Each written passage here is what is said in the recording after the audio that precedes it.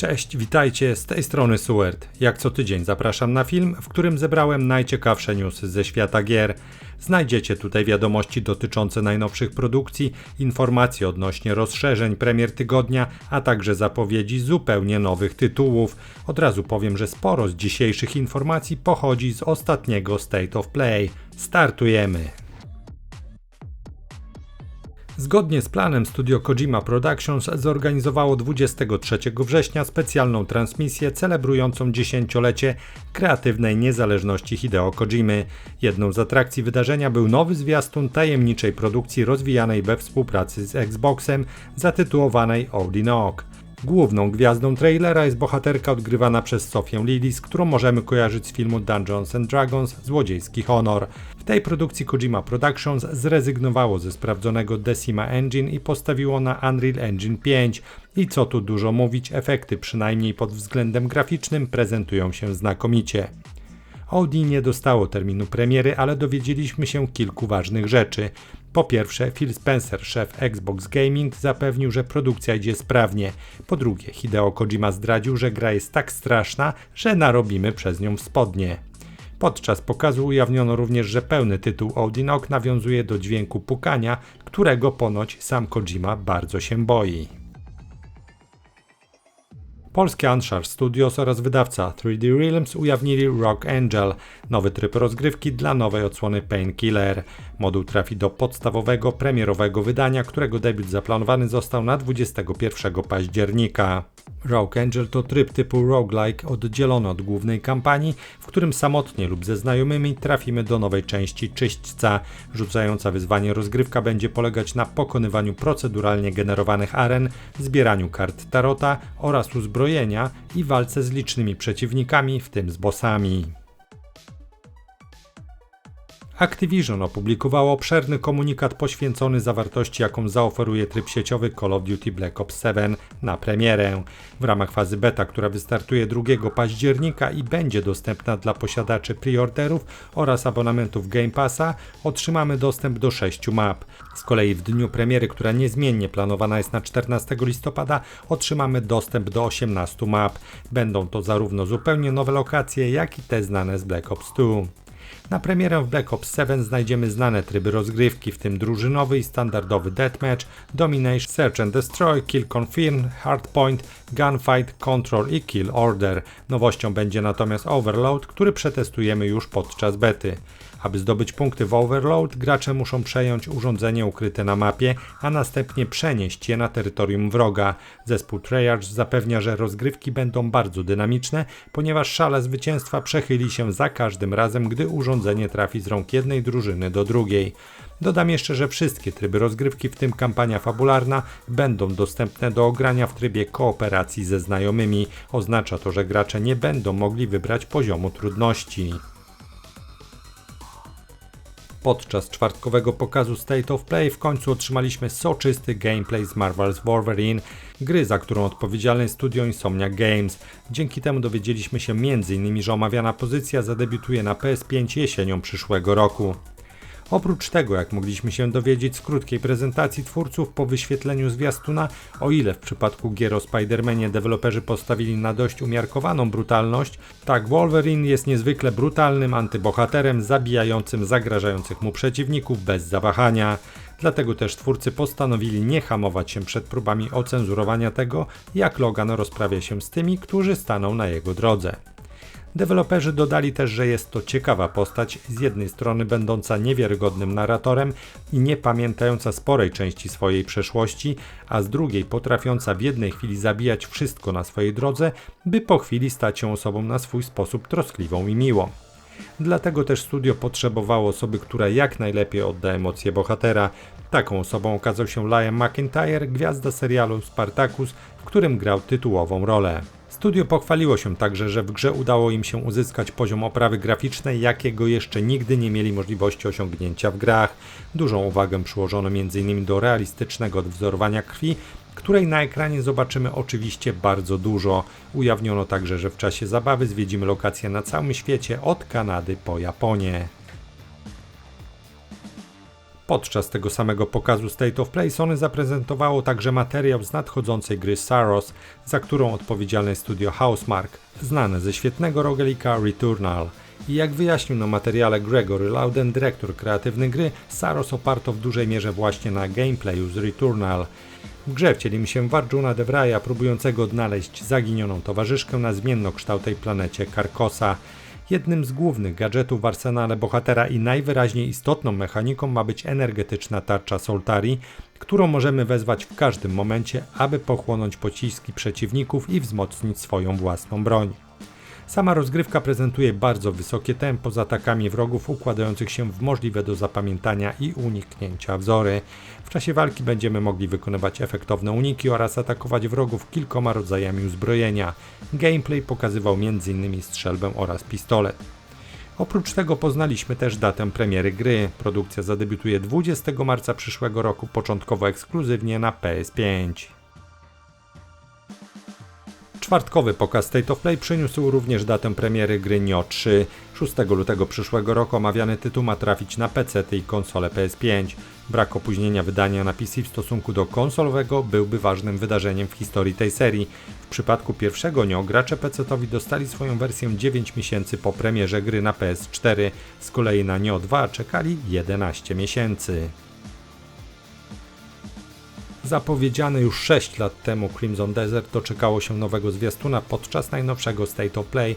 Twórcy poinformowali w nim o rozpoczęciu preorderów oraz ujawnili datę premiery koreańskiego RPG zaplanowaną na 19 marca przyszłego roku. Tytuł pojawi się na PC-tach, najnowszych konsolach oraz komputerach Apple.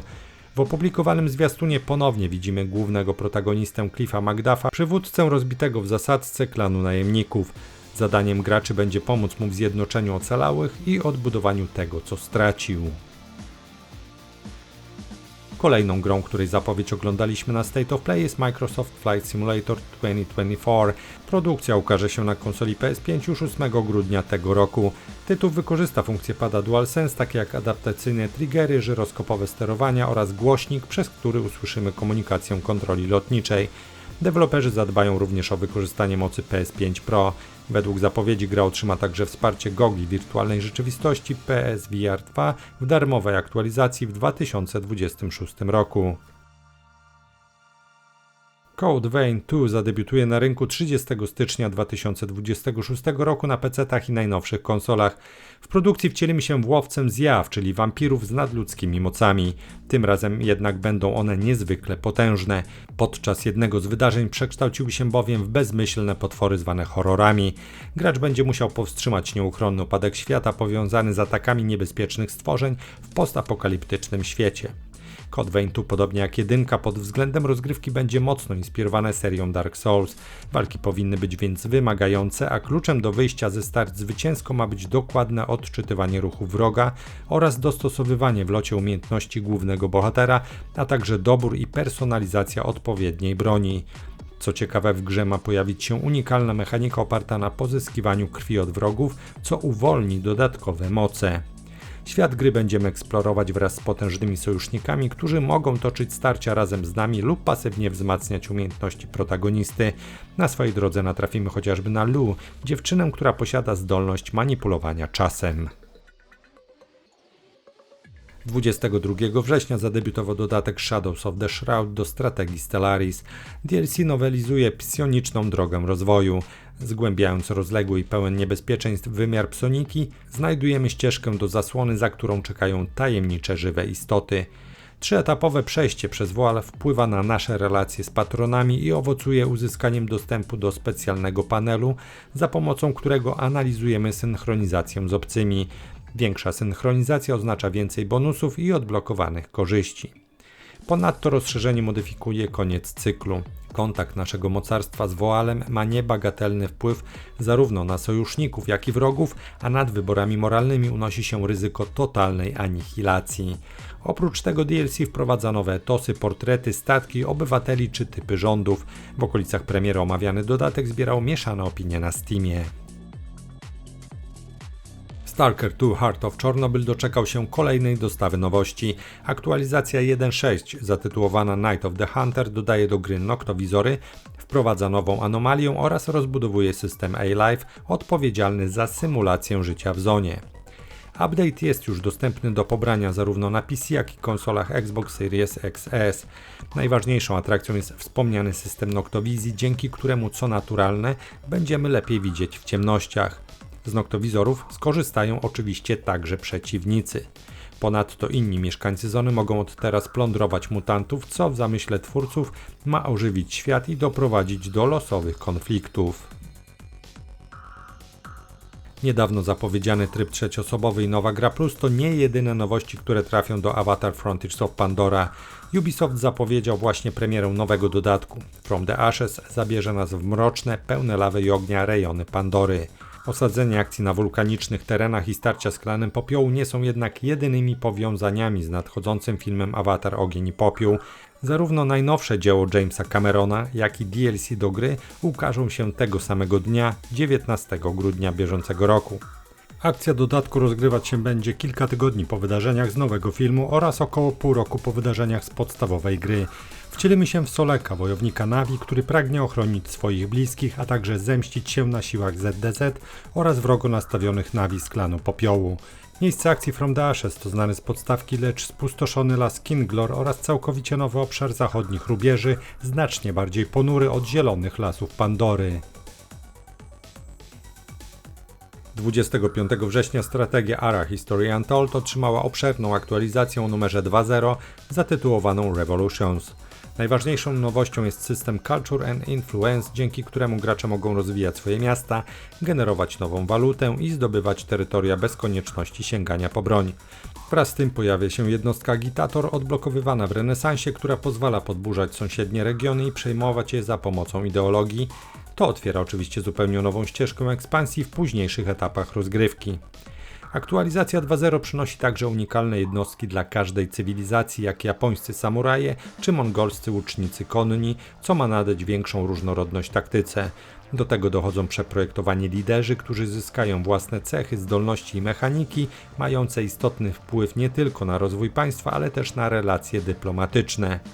Nowością jest także system Priority and Quota Crafting, który zastępuje żmudne kolejki produkcji inteligentnym zarządzaniem priorytetami i zasobami. Twórcy chwalą się również przebudowanym AI, które ma być bardziej adaptacyjne, a także ulepszonym generowaniem map, wydajniejszym silnikiem i nowym skalowalnym interfejsem dostosowanym do współczesnych ekranów. 25 września zadebiutowało kolejne duże DLC do znakomitego RPG War Tales. W The Thief gracze otrzymali możliwość rozbudowywania i ulepszania własnego lenna poprzez budowę dróg, wznoszenie nowych budowli, ustalanie priorytetów w łańcuchu produkcyjnym oraz uchwalanie praw. Twórcy podkreślają, że szczególnym wyzwaniem będzie zaspokajanie potrzeb różnych grup społecznych, chłopów, uczonych i szlachty, co wymusi balansowanie w podejmowaniu decyzji i wprowadzanie elementów dyplomacji. O stanie swojego lenna gracze dowiedzą się po rozbiciu obozu. 22 września strategia Endless Legend 2 zadebiutowała we wczesnym dostępie na PC zarówno na Steamie, jak i w usłudze Game Pass. Endless Legend 2 to kontynuacja strategii turowej typu 4X 2014 roku, osadzona w fantastycznym uniwersum, a dokładnie na planecie Sayada, która stała się areną walk o władzę pomiędzy zwaśnionymi frakcjami. Rozgrywka nie odbiega zbytnio od tego, do czego przyzwyczaiły nas inne produkcje tego typu, to też w jej trakcie zajmujemy się gromadzeniem surowców, rozbudową bazy, wystawianiem armii oraz toczeniem wojen. Ponadto występują tu bohaterowie, którzy stanowią niejako filar naszych oddziałów. Oprócz wojsk nieprzyjaciela niebezpieczeństwo stanowią dla nas również kataklizmy nawiedzające planetę, a także przypływy, które także można wykorzystać na własną korzyść. Dodam jeszcze, że omawiany tytuł zbiera bardzo dobre opinie na platformie Steam. 22 września w ramach wczesnego dostępu na platformie Steam zadebiutowała gra Northwind. To roguelite'owa karcianka polegająca na polowaniu na potwory, budowaniu talii, tworzeniu kart i systemem zarządzania maną inspirowaną grą Magic the Gathering. Gracz wybiera postać spośród kilku dostępnych najemników, po czym wyrusza w zaplanowaną trasę. Po drodze toczymy wiele pojedynków, w tym także z potężnymi bossami. Nagrody zdobyte w bitwach stają się zasobami do tworzenia kart. Punkty dziedzictwa, które otrzymamy z pokonanych bossów, posłużą nam do rozwijania dodatkowych usług w naszej bazie zwanej tutaj posterunkiem północnego wiatru. W okolicach premiery gra zbierała pozytywne opinie na Steamie. 25 września swoją oficjalną premierę miała gra Silent Hill F. Gra zbiera bardzo dobre oceny i jest chwalona za to, co w gatunku najważniejsze, angażującą historię i przerażającą atmosferę. Zgodnie z danymi agregatora Metacritic, Silent Hill F może pochwalić się wynikiem 86 punktów, identycznie jak zeszłoroczne Silent Hill 2 Remake. Recenzenci, którzy przyznali grze najwyższą notę, wychwalają trudną i wielowarstwową opowieść, świetnie zaprojektowanych przeciwników, ciekawe zagadki oraz porządny stan techniczny. Są też elementy, które nie do końca spodobały się krytykom. Jednym z nich jest walka. Według redaktora serwisu IGN same starcia nie są ani zabawne, ani szczególnie straszne. Dziennikarze są za to zgodni co do tego, że Silent Hill F działa i wygląda znakomicie zarówno na konsolach, jak i PC-tach.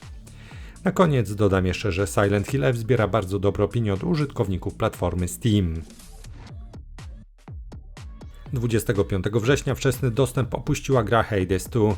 Dzień wcześniej pojawiły się opinie branżowych krytyków i jak się okazuje studio Supergiant Games nie zawiodło. Średnia ocena w agregatorze Metacritic to 94 punkty na 100. Otrzymaliśmy więc jeden z murowanych hitów do gry roku. Recenzenci są niemal zgodni. Hades 2 nie tylko dorównuje poprzednikowi z 2020 roku, ale w wielu aspektach go przewyższa. W opiniach często powtarza się stwierdzenie, że Supergiant Games dokonało rzeczy niemal niemożliwej, ulepszając już i tak doskonałą produkcję. Na szczególną pochwałę zasługują urzekająca oprawa graficzna, świetnie napisane dialogi oraz niesamowita ścieżka dźwiękowa. Krytycy podkreślają również, że system walki został rozbudowany i stanowi wyzwanie, które powinno przypaść do gustu bardziej doświadczonym graczom. Na platformie Steam Hades 2 zbiera bardzo pozytywne opinie, a ostatnio nawet przytłaczająco pozytywne. Lost Rift to pierwszoosobowa survivalowa strzelanka, która łączy tryb kooperacyjny do 5 graczy z intensywną rozgrywką PvPvE. Produkcja zabiera nas na tajemniczą wyspę, gdzie będziemy musieli zbudować obóz, wytworzyć ekwipunek i przetrwać wśród lokalnej fauny. Tytuł oferuje również elementy gry ekstrakcyjnej, gdzie przeczesując wyspę zbieramy wartościowy łup. Gracze będą musieli wykazać się umiejętnościami strzeleckimi i strategicznym planowaniem trasy, aby powrócić z wyprawy zwycięsko. Przeszkodzi nam w tym system dynamicznej pogody, objawiający się m.in. silnymi huraganami i intensywnymi deszczami. Tytuł zadebiutował w ramach wczesnego dostępu 25 września wyłącznie na PC-tach. W szczytowym momencie dnia premiery przyciągnął do siebie nieco ponad 700 graczy bawiących się jednocześnie na Steamie. Gra zbierała wówczas mieszane opinie od użytkowników. 26 września w ramach wczesnego dostępu zadebiutowała gra Red Chaos District Order. To inspirowane serią Command & Conquer futurystyczny RTS z 2 frakcjami, które oferują zupełnie odmienny styl rozgrywki, a ta nie odbiega od sztandarowych przykładów gatunku, polegając głównie na budowaniu baz, zarządzaniu zasobami, tudzież kontroli militarnych jednostek. Do wyboru mamy, jak już wspomniałem, 2 frakcje charakteryzujące się zaawansowaną machiną wojenną Imperium oraz walczący za pomocą taktyk partyzanckich i odzyskanych technologii ruch oporu. Gracze Red Chaos District Order są świadkami narastających napięć między frakcjami poprzez różnorodne misje, dowodząc zarówno heroicznymi atakami na froncie, jak i tajnymi operacjami rozpoznawczymi. Choć w District Order można się bawić w pojedynkę, twórcy położyli nacisk na sieciowy tryb wieloosobowy dla maksymalnie 6 graczy. Dzieli się on na potyczki PvP oraz rozgrywkę w kooperacji. 26 września zadebiutowała kolejna już część serii EA Sports FC 26. Wśród nowości prym wiodą archetypy piłkarzy, tzw. autentyczna rozgrywka oraz wydarzenia na żywo w karierze menedżerskiej. W serwisie Metacritic gra otrzymała 82 punkty na 100, zdecydowanie słabiej w tytuł oceniają gracze PC-towi. Na platformie Steam najnowsza odsłona piłkarskiej serii zbiera mieszane opinie. Na nową odsłonę Deus Ex raczej nie ma co liczyć. Podczas State of Play dowiedzieliśmy się jednak, że po ponad 25 latach od premiery pierwsza część kultowego cyklu otrzyma oficjalny remaster. Za Deus Ex Remastered odpowiedzialne studio Aspyr, mające na swoim koncie m.in. odświeżenie klasycznych odsłon Tomb Raidera, Legacy of Kain Soul River czy Neverwinter Nights 2. Omawiana pozycja zadebiutuje na PC-tach oraz najnowszych konsolach PlayStation, Xbox i Nintendo Switch już 5 lutego przyszłego roku. Pierwszym, co rzuca się w oczy w zwiastunie Deus Ex Remastered, to odświeżona grafika. Modele 3D zmieniono na bardziej szczegółowe, a także dodano synchronizację ruchu ust podczas dialogów. Podwyższono rozdzielczość tekstur, uzupełniając wszystko nowoczesnym oświetleniem i efektami cząsteczkowymi, zachowując jednocześnie ducha oryginału. Gra doczeka się też kilku innych, współczesnych usprawnień, w tym automatycznych zapisów, szybszego wczytywania, śledzenia osiągnięć i zapisów w chmurze na wszystkich obsługiwanych platformach. Kilka dni temu studio Ryu Gra Gotoku potwierdziło wyciek sprzed tygodnia. Pełnoprawny remake trzeciej odsłony Yakuzy oficjalnie powstaje i ukaże się już 11 lutego na PlayStation 4 i 5, Xboxach Series XS, Nintendo Switch 2 oraz PC. Pod względem rozgrywki tytuł przypomina Like a Dragon Pirate Yakuza in Hawaii, najnowszą odsłonę serii. Gracze mogą liczyć na gruntownie odświeżoną oprawę, unowocześniony system walki, świeże spojrzenie na historię oraz dużą dawkę nowej zawartości zgodnie z tradycją cyklu. Produkcja powstaje na autorskim silniku Dragon Engine, napędzającym prawie wszystkie współczesne gry studia. Pojawiła się też niespodzianka, bo w zestawie z remake'iem trójki do graczy trafi także zupełnie nowa opowieść. Dodatek nosi tytuł Dark Ties i opowiada o pierwszych krokach Yoshitaki Mine w przestępczym półświatku. Gracze będą mogli wcielić się w niego bezpośrednio, a sam dodatek stanowi coś na wzór Majima Saga w Yakuza Kiwami 2. Oryginał z 2010 roku był najstarszą numerowaną odsłoną bez pełnego odświeżenia, choć warto wspomnieć, że w 2019 roku ukazał się remaster, który jednak nie wprowadzał zmian w rozgrywce. Podczas ostatniego State of Play mogliśmy również zobaczyć w akcji nietuzinkową produkcję Chrono Script The Endless End. To gra przygodowa oparta na eksploracji, w której wcielamy się w redaktora uwięzionego w manuskrypcie. Naszym zadaniem jest rozwikłanie tysiącletniej historii, która pisze się sama po tym, jak niby została zakończona. Ową produkcję wyróżnia fakt, że akcja rozgrywa się tutaj w dwóch światach. Zagraconym, pełnym rozrzuconych manuskryptów dworze pisarza przedstawionym w 3D oraz skomplikowanych, ilustrowanych piórem i tuszem stronach tego manuskryptu przedstawionych w formie platformówki 2D. Gra ewoluuje podczas rozgrywki, odblokowując dynamiczne ruchy przemieszczania się przez tusz, a także unikalne umiejętności do wykorzystania w eksploracji i walce. Na naszej drodze staną udręczone dusze, które opuściły ten świat, torując drogę katastrofie, a teraz zostały wskrzeszone. Nie mogło także zabraknąć start z potężnymi i oryginalnymi bossami. Dodam jeszcze, że protagonista, wrogowie, tła i inne elementy zostały narysowane ręcznie piórem i tuszem. I to tyle na dziś. Pozostaje jeszcze zaprosić na kanał, na którym znajdziecie mnóstwo informacji ze świata gier. Zachęcam do subskrypcji, dzięki czemu zawsze będziecie na bieżąco. A teraz żegnam się z Wami gorąco. Do zobaczenia, do usłyszenia. Cześć!